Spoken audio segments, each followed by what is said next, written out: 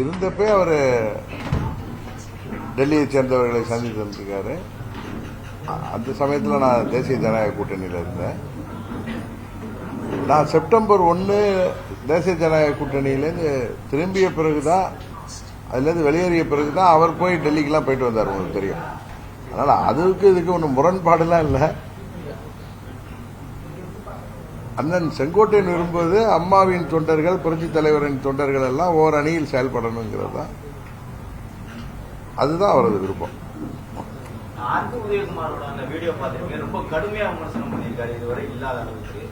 ரொம்ப விரக்தியின் உச்சத்தில் இருக்காங்க தம்பிலாம். விரக்தியின் உச்சத்தில் போனதுனால விஜய வான்னு கூவி பார்த்தாங்க. அதாவது இந்த திமுக 26 தேர்தலுக்கு பிறகு விஜய் ஒன்று எங்களோட கூட்டணிக்கு வரலன்னா திமுக அவர்களை தாவேக்காவை அழித்து விடும்லாம் பயமுறுத்தி பார்த்தாங்க. இன்னும் பவன் கல்யாண், சிரஞ்சீவி உதாரணங்களை எல்லாம் சொல்லி அவரை ஏமாற்ற பார்த்தார்கள். அவர் தெளிவான அவர் நிலைப்பாட்டை அறிவித்த பிறகு சீச்சி இந்த பழம் புளிக்குங்கிற ஒரு விரக்தியின் உச்சத்துக்கு போய் நான் உண்மையை சொன்னா அதை கண்டு அவர்களுக்கு வேப்பங்காய தின்றது போல்தான் இருக்கும். ஏன்னா உண்மை என்றைக்குமே கசக்கத்தான் செய்யும். துரோகம் என்றைக்குமே அதன் வேலையை காட்டும். புரட்சி தலைவர் ஆரம்பித்து அந்த அவர் உயிரோடு இருந்த அந்த 15 ஆண்டுகளில் 72 கட்சி ஆரம்பித்தவர். 77 தொடர்ந்து 3 முறை முதல்வராக அந்த இயக்கத்தை வழிநடத்தினார். அவரது மறைவுக்கு பிறகு இதயதேவ அம்மா அவர்கள் 91 தொடர்ந்து அந்த இயக்கம் ஆட்சி பொறுப்பிலே அமர்த்தி தமிழ்நாட்டிற்கு பல்வேறு திட்டங்களை வழங்கினார்கள். கிட்டத்தட்ட இந்த 53 ஆண்டுகள்ல 31 ஆண்டுகள் அண்ணன் பழனிசாமி இருந்த அந்த 4 ஆண்டுகளை சேர்த்து 31 ஆண்டுகள் ஆட்சி பொறுப்பில் இருந்த இயக்கம். எனக்கு தெரிந்தவரை அம்மா அவர்கள் இருந்த பொழுதும் சரி, புரட்சித் தலைவர் அவர்கள் இருந்த பொழுதும் சரி, கூட்டணி அமைக்கின்ற பொழுது மற்றவர்கள் அவர்களை தேடி வந்து பார்த்திருக்கிறோம். இவர்கள் என்னமோ கடை வைக்கிற மாதிரி அங்கே ராயப்பேட்டையில் அலுவலகத்துக்கு முன்னாடி வெளியில் இந்த தலைவர் படம், அம்மா படம்லாம் வச்சு ஸ்டிக்கர் வைக்கிற மாதிரி ரோட்லேயே கடை போட்டுக்கிட்டு வாங்க வாங்கன்னு கூவி அழைக்கிற மாதிரி கூட்டணிக்கு அழைக்கின்ற நிலைமைக்கு தான் இன்றைக்கு மிகவும் பலவீனமாக அந்த கட்சி எடப்பாடி திமுக இருக்கிறது என்பதுதான் உண்மை. அதை சொன்னா இவங்க கோச்சுக்கிறாங்க. அன்றைக்கு கூட நான் சொன்னது ஏதோ அவர்களை கொடநாடு வழக்கில் அவர்களை சம்பந்தப்படுத்த வேண்டும் என்பதற்காக சொல்லலை. கொடநாடுல அங்கே நகைகளோ பணமோ பொருளோ இருக்காது என்பது தெரிந்தும் அங்கே கொலை, அதைத் தொடர்ந்து தற்கொலை, தொடர் கொலைகள்லாம் நடந்ததற்கும் அப்பொழுது பழனிசாமி ஆட்சி பொறுப்பிலே இருந்த பொழுது அதையெல்லாம் அந்த காலகட்டத்திலே நிறைய தடயங்கள் அளிக்கப்பட்டதெல்லாம் தகவல் வந்தது. அதுதான் சொன்னேன். எனக்கு ஒன்றும் தெரியாமல் இல்லை. சில பேர் யூடியூப்ல எல்லாம் சொல்றாங்க இவர் அரசு ரெக்கார்டை இவர் அழிச்சிட்டேன்னு சொல்ற. அரசு ரெக்கார்டெல்லாம் கிடையாது. கட்சி, நான் அன்னைக்கே சொன்னேன், கட்சி நிர்வாகிகள், எம்எல்ஏக்கள், மந்திரியாக இருந்தவர்கள் எல்லாருமே யாரு? கட்சி நிர்வாகிகள். அவர்கள் மேல் பல குற்றச்சாட்டுகளை கட்சியைச் சேர்ந்த நிர்வாகிகளும் பல்வேறு தரப்பிலிருந்து வரப்ப அதையெல்லாம் அம்மா அவர்கள் விசாரிப்பார்கள். அது அந்த பச்சை கவர்ல இருக்குன்னு சொன்னேன்.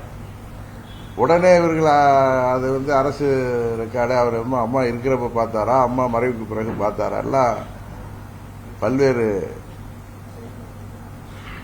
செய்திகளை வெளியிடுறாங்க. இது சட்டத்திற்கு புறம்பான இருக்கிறாங்க. அரசாங்கத்திலேருந்து ஒரு அபிஷியலா ஒரு ரெக்கார்டு வந்து அதோட காப்பி அரசாங்கத்தில் இருக்கும். அது எந்த துறையா இருந்தாலும் அந்த மாதிரி அரசு கோப்பையோ, அதாவது ஃபைலை நாங்க ஒன்றும் பார்த்தோம், நாங்க அதுகிட்ட எல்லாம் போய் எதையும் கிளிக்கல. அம்மாவிற்கு முதலமைச்சராக இருந்தபோது கட்சிக்காரர்களை பற்றி, அது அமைச்சராக இருந்தாலும் சரி, எம்எல்ஏவா இருந்தாலும் சரி, எம்பியா இருந்தாலும், மாவட்ட செயலாளர், ஒன்றிய செயலாளர், கட்சியிலேயே கொடுக்கப்படுகின்ற இல்லது வெளியிலிருந்து வருகின்ற குற்றச்சாட்டுகளை விசாரிப்பார்கள். அது பச்சைக்கரில் வரும். அந்த பச்சை கவர்ல இவர்களுடைய லீலா வினோதங்கள் எல்லாம் இருக்கும்னு சொன்னேன். அது அம்மா அவர்கள் அப்போதைக்கப்ப அதெல்லாம் பார்த்துட்டு அதெல்லாம் அவர்கள் வந்து டெஸ்ட்ராய் பண்ணுவாங்க. அது ஒன்றும் அரசு ரெக்கார்டு கிடையாது. இப்ப காவல்துறையிலேருந்து இருக்கட்டும், அம்மாவுக்கு ஒரு ஃபைல் வருதுன்னா அதோடைய காப்பி அங்கே இருக்கணும். அது ஆர்ஜினேஷன் ஃப்ரம் போலீஸ் டிபார்ட்மெண்ட்னா அங்கே இருக்கும். இது வந்து அப்படி கிடையாது. ஒரு முதலமைச்சர் தன் கட்சிக்காரர்களை பற்றி தெரிந்து கொள்வதற்கு, நாட்டு நடப்பை பற்றி தெரிந்து கொள்வதற்கு வர்ற ரிப்போர்ட்டை போய் அது எல்லா காலகட்டத்திலும் உள்ளது, அதோடைய காப்பி அங்கே இருக்குமான்னு கூட தெரியல. அப்படி வேணும்னா அங்கேயே எடுத்துக்கலாம் அவங்க. அது கிடையாது. பிரைவேட்டா அம்மாவுக்கு வர்ற அந்த ரிப்போர்ட்லாம் சிலது அங்க இருக்கும். நாங்கள் அம்மா அவர்கள் மறைவுக்கு பிறகு எங்க சித்தி சொன்னதின் பேர்ல அங்க தேவையில்லாத பேப்பர்கள் இருக்கு, அதெல்லாம் பாருங்க, அங்க இருக்கிற பேப்பர்ல தேவை இருந்தா எடுத்து வைங்க, தேவையில்லாத கிழிச்சு போட்டுருந்தாங்க. அதுல சிலரை பற்றி வந்ததை நாங்கள் பார்த்தோம் என்று சொன்னோம். உடனே அதை எப்படி பார்க்க முடியும், கிழிக்க முடியும்னா அது அரசு ஃபைலா இருந்தா காமிங்க. அம்மா அவர்கள் ஆட்சி காலத்தில் எந்த ஒரு கோப்பாக இருந்தாலும் அதோடைய காப்பி அரசாங்கத்தில் இருக்கு. எங்கே இருந்து அது ஆர்ஜினேட் ஆகுதோ அங்கே இருக்கு. சும்மா மிரட்டி பார்க்கறது, கேஸ் தான் போடுங்களேன், நாங்கள் என்னன்னு பார்க்குறோம். எது இருந்தால் கூட தேடி எங்கேயாவது வெளியில் இருந்தால் கூட எடுத்து கொண்டாந்து கொடுக்குறோம். அதனால அதை சொன்ன உடனே அலறிக்கிட்டு பயந்து கொண்டு அவர் ஏதோ பேசுறாரு. அவர் தான் பாவம் ஏதோ மனநலம் கூட்டியவர் போல் இருக்காரு. அவர் தான் பைத்தியமா இருக்கிறவங்களுக்கு அடுத்தவங்களை பார்த்தா பைத்தியம் தெரியும். தம்பிக்காக நான் மிகவும் இறக்கப்படுகிறேன்.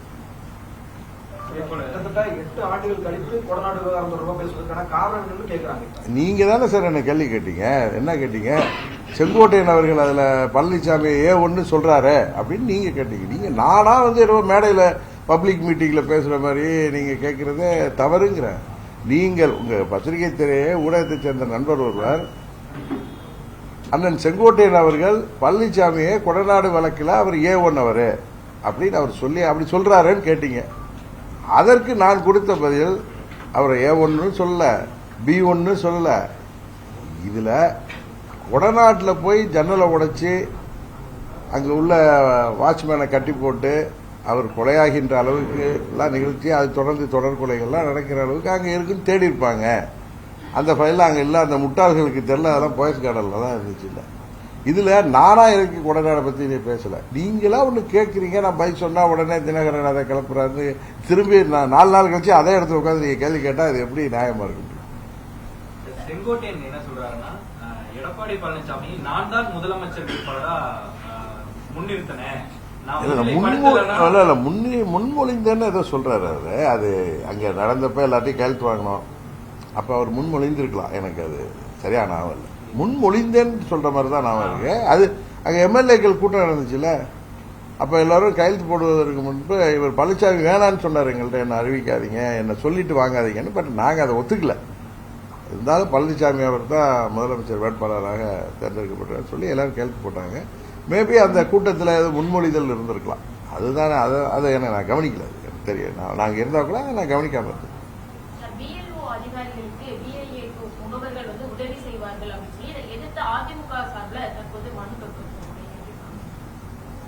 முகவர்கள்னா யாரு? பூத் ஏஜென்ட்ஸா? அவங்க இந்த அதிகாரிகளுக்கா உதவி செய்வதுங்கிறது? எல்லா கட்சியிலையும் முகவர்கள் வாக்கு. ஆமா புரியுது, அதான் பூத் ஏஜென்ட்னு சொன்னேன். வந்து இப்போ என் வீட்டில் வந்து ஒரு ஆபீசர், யாரோ ஒரு அரசு அலுவலர் தான் வந்து அந்த ஃபார்ம்லாம் கொடுத்தாங்க, திரும்ப வரேன்னு சொல்லியிருக்காங்க.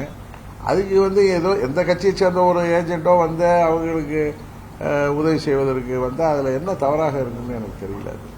அதில் என்ன முறைகேடு பண்ணிடுவாங்களா அந்த அதிகாரியோட சேர்ந்து? எனக்கு தெரியல, எனக்கு புரியல, உண்மையாக தெரியல. சொல்லுங்க. ஜெயலலிதா அவர்கள் மறைவு பிறகு பாஜக தான் அதிமுகவை முழுவதுமா கட்டுப்பாட்டில் வச்சிருந்தது, கபலீகரம் பண்ண பார்க்குது, அழிக்க பார்க்குதுன்னு பல தரப்புல இருந்தும் வந்துட்டே இருந்தது. இந்த நேரத்துல ஓ பன்னீர்செல்வம் அவரும் என்ன சொல்லியிருந்தாருன்னா, பாஜக சொல்லிதான் நான் தர்ம யுத்தம் தொடங்கினேன்றாரு. இப்ப செங்கோட்டையனும் அதையே தான் சொல்றாரு. இது இரண்டும் நடப்பதற்கு முன்னாடியே உங்களை சிறைக்கு அனுப்புனதும் பாஜக தான் அப்படின்னு அப்போ ஒரு விமர்சனம் இருந்தது.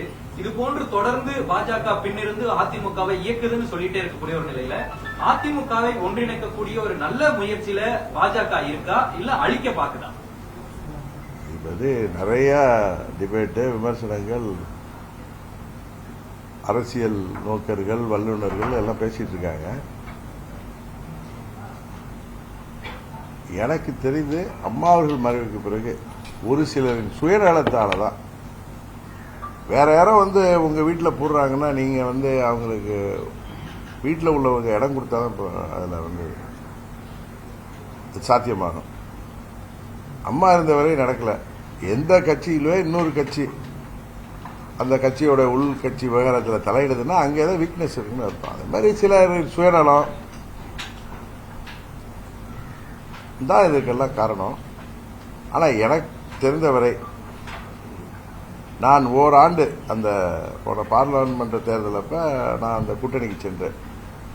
அதற்கு முன்பு 21 தேர்தலப்ப திமுக வீழ்த்துவதற்கு நீங்கள் எல்லாம் ஓர் அணியில் இணையணும் சில முக்கிய தலைவர்கள் சொன்னதன் பேரில் எனக்கு தெரியும் பழனிசாமி ஒத்துக்கொள்ள மாட்டார்னு தெரிஞ்சு. ஏன்னா என்னை சந்திக்க அவர் அச்சப்படுவார், ஏன்னா எங்களுக்கு துரோகம் செய்தவர்னால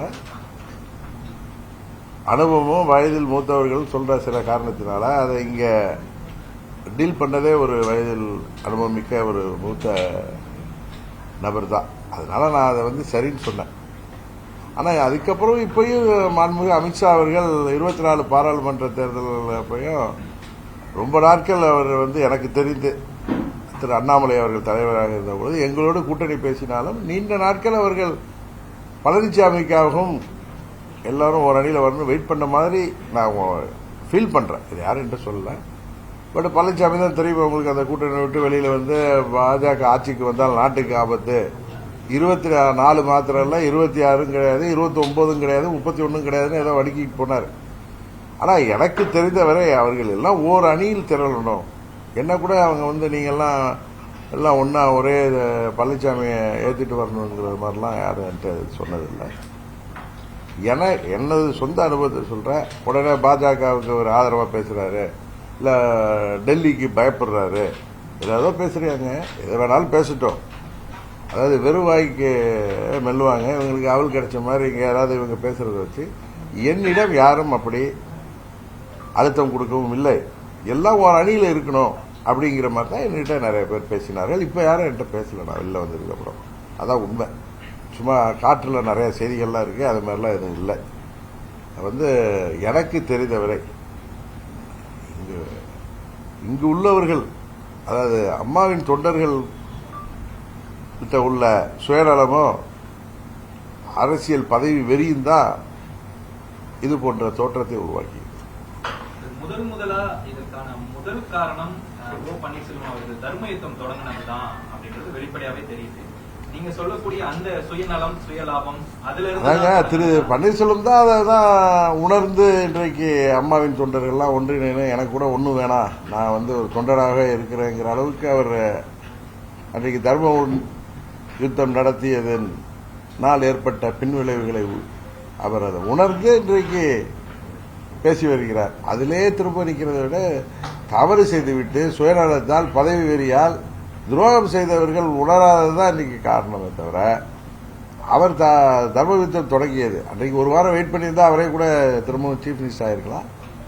அவர் தர்ம யுத்தம் தொடங்கியது அதனுடைய பின்விளைவுகளை அவர் உணர்ந்திருப்பதனால்தான் இன்றைக்கு அவர் எனக்கு ஒண்ணுமே வேணாம், நான் எல்லாம் ஒன்னா வரணும்னு சொல்லி கேட்கிறேன். இன்றைக்கு பாஜக உங்களிடமோ அல்லது ஓ பன்னீர்செல்வம், செங்கோட்டையன் இவர்களையெல்லாம் அழைத்து ஒன்னு சேரணும்னு சொல்லக்கூடிய அந்த பாஜக எடப்பாடி தான் இப்பொழுது பொதுச் செயலாளர் இருக்காரு. அவரை அழைத்து சொல்றாங்களா இல்ல சொல்றதை அவங்க கேட்கலையா? இல்ல என்கிட்ட யாரும் இப்ப சொல்லல. நான் சொல்றேன்ல 21 தேர்தலுக்கு முன்பு தான் சொன்னாங்க. அது திமுக எதுக்கு இப்பெல்லாம் நான் கூட்டணியில் இருந்தப்ப யாரும் எதுவும் சொல்லல. நான் சொல்றேன் ஒரு வருஷமா நான் அந்த கூட்டணியில் இருந்தப்ப யாரும் என்னிடம் பேசல. நண்பர் அண்ணாமலை தான் என்டிஏ விட்டு நீங்க வெளியேறியதை மறுபரிசீலனை செல்லுன்னு என்கிட்ட வீட்டிலே கேட்டார். பல முறை தொலைபேசியில பேசுறப்ப சொன்னார். வேற யாரும் டெல்லியை சேர்ந்தவர்கள் யாரும் அதை பத்தி என்கிட்ட பேசல. ஒருவேளை செங்கோட்டையன் பார்த்திருக்கலாம், அவர் சொல்லியிருக்கலாம். ஆனா என்கிட்ட யாரும் சொல்லல. அவர்கிட்ட சொல்லக்கூடிய அந்த பாஜக பொதுச் செயலாளர் எடப்பாடி கிட்ட அதை சொல்லியிருக்கலாமே. அது நீங்க பாஜகவை சேர்ந்தவர்கள்ட்ட தான் கேட்கல, திரு நயினார் நாகேந்திரன் அவர்கள்ட்ட தான் கேட்கணும். நான் என்கிட்ட கேட்கறதால அப்படி பேச தெரியல சார். என்கிட்ட யாரும் எதுவும் பேசல சார். நான் செப்டம்பர் 1ஆம் தேதிக்கு அப்புறம் என்கிட்ட யாருமே பேசல. ஒரு முறை அண்ணாமலை அவர்கள் தொலைபேசியில நண்பரா பேசுறப்ப நீ அதை மறுபரிசீலனை செய்யணும்னு சொல்லுவாரு. இப்போ நான் வெகு தூரம் சென்று விட்டதுனால அவரும் அதை பத்தி பேசுறதில்ல. அவர்கிட்டையும் நான் பேசி 10 நாள் ஆகும். மீண்டும் என்டிஏ கூட்டணிக்கு அம்மா மக்கள் முன்னேற்ற கழகம் வருவதற்கான யோசனைகள் ஏதாவது இருக்குதா? யோசிக்கிறீங்களா? அது மாதிரி எண்ணமே இல்லை. ஏன்னா பழனிசாமி முதலமைச்சர் வேட்பாளராக பழனிசாமி தலைமையில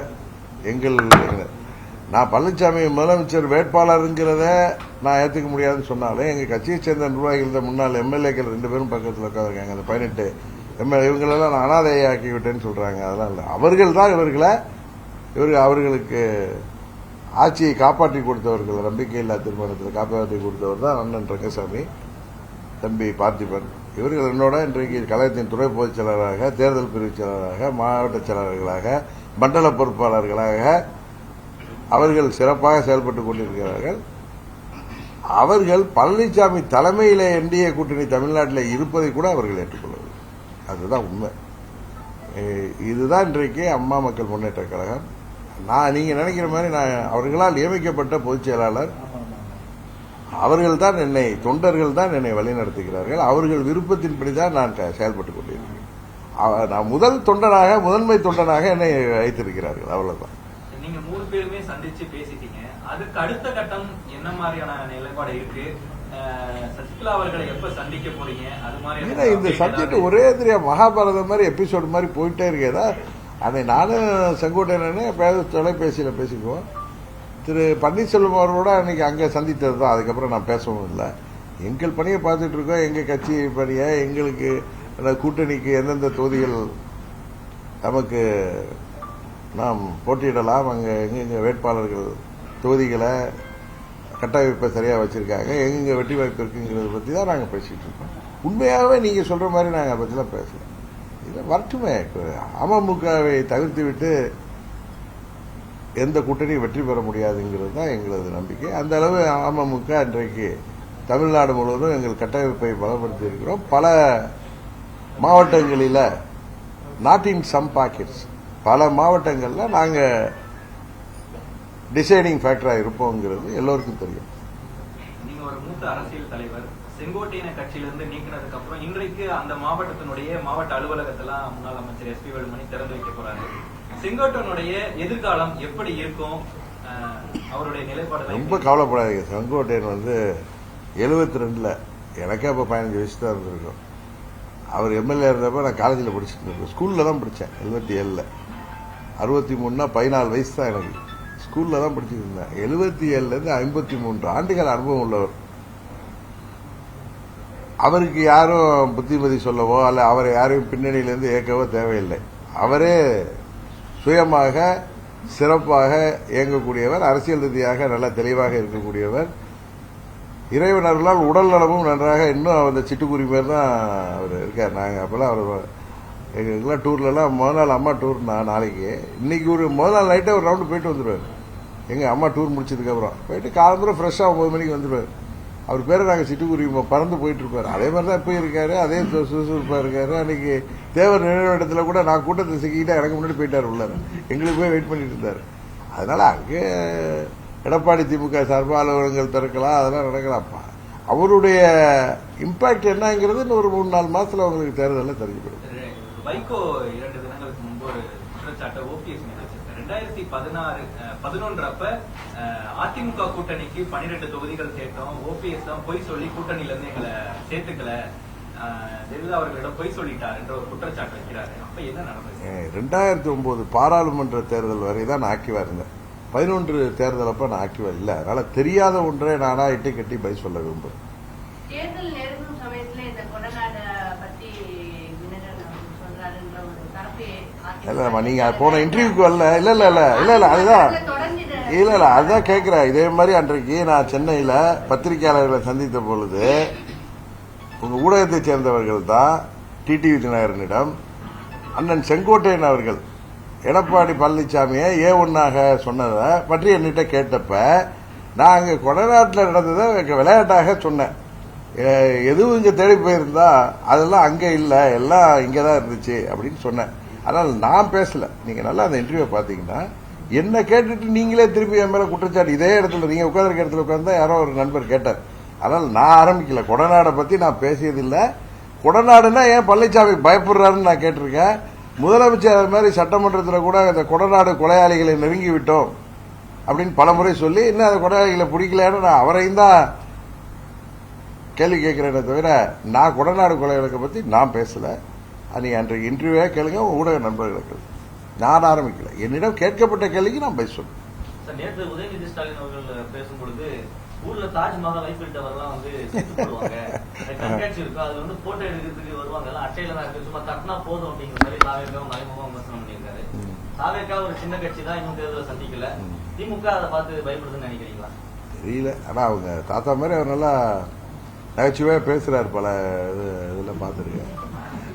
மற்றபடி அவருடைய கருத்தெல்லாம் நீங்க சொல்ற மாதிரி அவருக்கு பயமும் இருக்கலாம். தேவையில்லாம ஒரு கட்சி பத்தி பேச வேண்டிய அவசியம் இல்லை. அவர் தாவேக்காவை பத்தி பேசியிருந்தால் அதுக்கு ஏதோ அவர்களுக்கு தாவேக்கா எங்கே உறுத்தி கொண்டு இருக்கிறதுன்னு தான் அர்த்தம். திரு செங்கோட்டையன் அவர்களையும் ஓபிஎஸ் அவர்களையும் மீண்டும் அதிமுக நினைக்கிறதுக்கு அதிமுக இப்ப ஆக்டிவ் ஆகக்கூடிய சீனியர் பொலிட்டிஷியன்ஸ் யாராவது இன்ட்ரெஸ்ட் காட்டாங்கன்னு நினைக்கிறீங்களா? செங்கோட்டையன் அவர்கள் பேசும்போது கட்சியில் இருக்கக்கூடிய பல நிர்வாகிகள் என்னிடம் பேசிக்கொண்டுதான் இருக்கிறார்கள், இணைப்பதற்கான வாய்ப்புகள் இருக்குன்னு அவர் பேசியிருக்காங்க. மேடம் இங்க பாருங்க, இப்ப அந்த கேள்விகளை இவங்க தான் திருப்பி கேட்கிறாங்க. இது நானும் சொல்லிட்டேன், மகாபாரதம் மாதிரி தொடர்ந்து கேட்கறீங்க. இது கன்னித்தீவு மாதிரி போயிட்டு இருக்கு. எனக்கு அதிமுக விட்டு நான் வெளியில வந்து 8 ஆண்டுகள் ஆயிட்டு. அதை பத்தி நினைப்பே எனக்கு கிடையாது. ஏன்னா அதிமுக இப்ப இல்லைன்னு நான் பலமுறை சொல்றேன். அது இருக்கிறது இடிஎம்கே, எமதிமுக, எடப்பாடிங்கிற எம்என்திமுக தான் அங்க இருக்கு. அதனால அங்க அண்ணன் பன்னீர்செல்வமோ அண்ணன் கேஎஸ்ஓ இல்ல வேற யாரோ அங்க சேர்றதை பத்தி எனக்கு அதை பத்தி எனக்கு கவனமும் இல்லை. அதை பத்தி அந்த செய்தியும் தெரியாது. சேர்ப்பதை பத்தி யாரும் முயற்சிக்கிறாங்கிற செய்தியும் எனக்கு தெரியாது.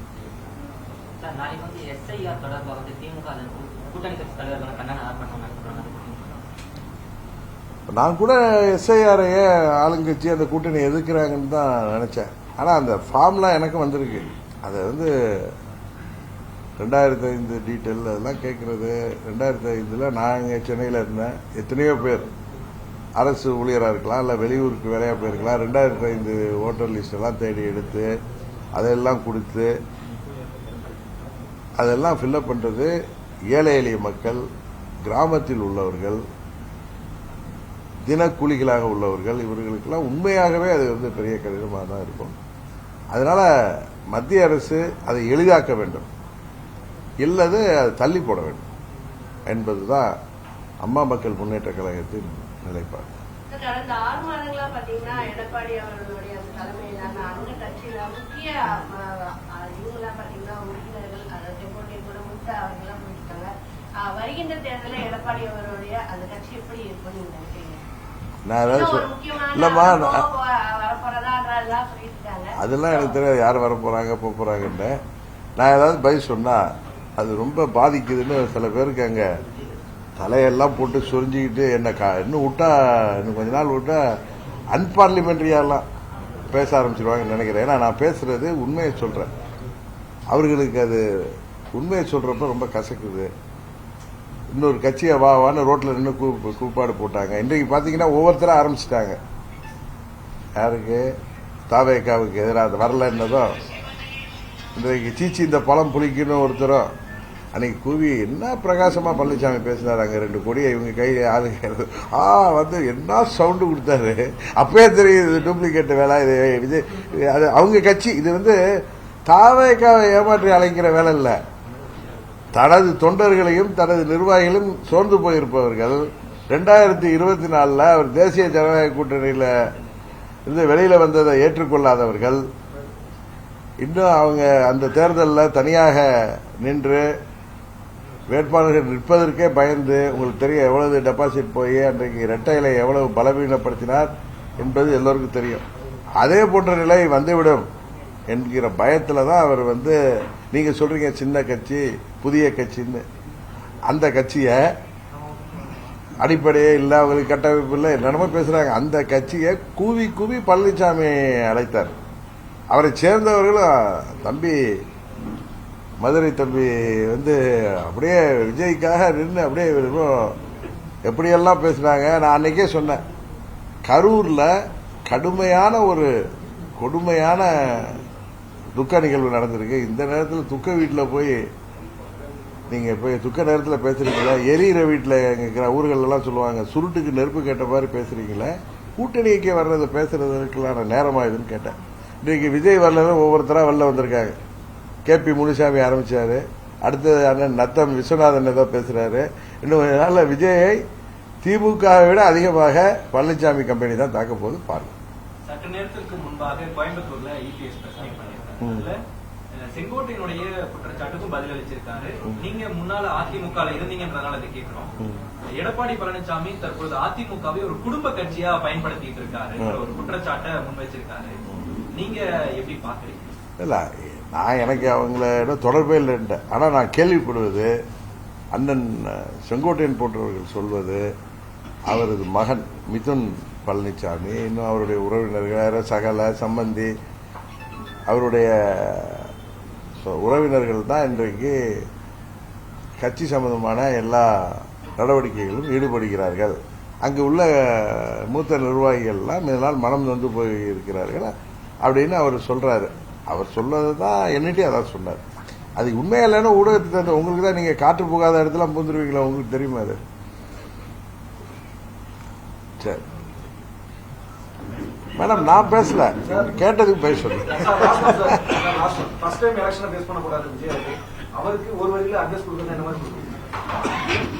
இலவசமா அட்வைஸ் எல்லாம் கொடுத்தா அது வேஸ்ட்டுங்க. யாருக்கும் அட்வைஸ் கொடுக்குற அளவுக்கு நான் ஒன்றும் பெரிய ஆளு கிடையாது. நாங்க இந்த தேர்தலில் ஜெயிக்கணுங்கிறதுக்காக போராடிட்டு வர்றோம். அதுதான் எங்களுடைய நிலைப்பாடு. இந்த தேர்தலில் எங்க கூட்டணி வெற்றி பெறும். நாங்கள் இடம்பெறுகிற கூட்டணி தான் ஆட்சி அமைக்குங்கிற நம்பிக்கை எங்கள் தொண்டர்களுக்கும் எனக்கும் இருக்கு. சூழல் அமைந்தால் 2026 தாவேக்கோட நீங்க கூட்டணி அமைப்பீங்களா? முதல்ல சூழல்லாம் அமையட்டு சார். நாங்க என்ன எந்த முடிவுக்கு எடுக்கிறேன். நீங்க இந்த யூகத்துக்குலாம் நான் பதில் சொல்ல மாட்டேன். என்னோட நான் சொன்ன பல கட்சியை சேர்ந்தவர்கள் பேசுகிறார்கள். யார் பேசுறாங்க? கொள்கை இருக்குல்ல, நான் கூட கூட்டணி வைக்க மாட்டேன்னு ஒரு கொள்கை இருக்குல்ல. இப்போ அமமுக ஒருபோதும் திமுக கூட கூட்டணி வைக்காது, அது எல்லாருக்கும் தெரிஞ்சது. அது போல உங்களுக்கு எங்க அமமுகவுடைய இந்த தேர்தலுக்கான எங்க நிலைப்பாடு துரோகத்தை வீழ்த்தணும். அதற்காக அம்மா மக்கள் முன்னேற்ற கழகம் உறுதியாக செயல்படும். அதுதான் எங்க தொண்டர்கள், எங்கள் நிர்வாகிகள் விருப்பம். அதை தான் நான் செயல்படுத்தப்போம். எந்த ஜனநாயக ஆயுதத்தை நான் கையில எடுக்க போகிறேன் என்பதை 2 மாசம் 3 மாசம் வெயிட் பண்ணுங்க.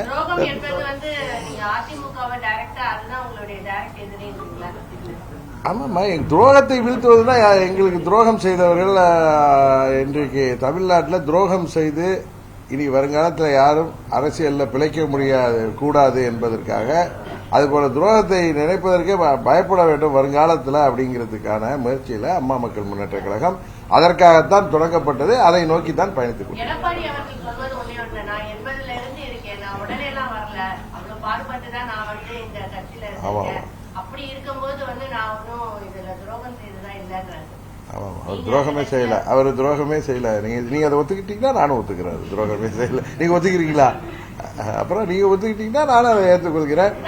2017 யாரு தவழ்ந்து வந்து யார் அவரை முதல்வராக, இந்த கதையெல்லாம் உங்களுக்கு தெரிந்து மறந்துட்டீங்களா, இல்ல அம்னீசியா உங்களுக்கா, இல்ல அவருக்கா? அவர் எதை வேணாலும் பேசுவார். நேற்று வரைக்கும் விஜய் குவி அவிழச்சிட்டு இன்னைக்கு அவர்கள் என்னெல்லாம் பேச ஆரம்பிச்சிருக்காங்கன்னு பாருங்க. அதனால நாங்க சொல்றது, துரோகத்தை வீழ்த்துவதற்காகத்தான் இந்த இயக்கம் தொடங்கப்பட்டது. சரிதானே? அதை வந்து புரட்சி தலைவர் அவர்கள் தீய சக்தி என்று திரு கருணாநிதி அவர்களுக்கு எதிராக அவர் அன்றைக்கு இயக்கம் ஆரம்பித்தார். அதனால நான் புரட்சி தலைவர் என்ன சொல்லிக்கல. அதுபோல சூழ்நிலை 2017 துரோகத்தை எதிர்த்து அம்மா மக்கள் முன்னேற்ற கழகம் உருவாவதற்கு காரணமாக திரு பழனிசாமி அவர்கள் தான் அமைந்தார்கள். அதை வீழ்த்துவதுதான் எங்களுடைய முதல் குறிக்கோள். உறுதியாக இந்த முறை கூட்டணியில் செல்லும். அடுத்தது கேட்பீங்க எந்த கூட்டணின்னு. அது உங்க விருப்பத்துக்குலாம் நான் பதில் சொல்ல முடியாது. ஆமா, யாருக்கு? நீங்க இல்ல நீங்க கேட்டது தாவேக்காவுக்கு நான் ஒன்னும் அட்வைஸ் கொடுக்கறது தேவையில்லைன்னு நினைக்கிறேன். அவர்களே அதை சரியா செயல்படுவாங்க. நாங்க சொல்றது பழனிசாமி வீழ்த்துவதுதான் எங்களுடைய ஒரே இலக்கு. அதை நோக்கி நாங்கள் பயணித்துக்கோம்.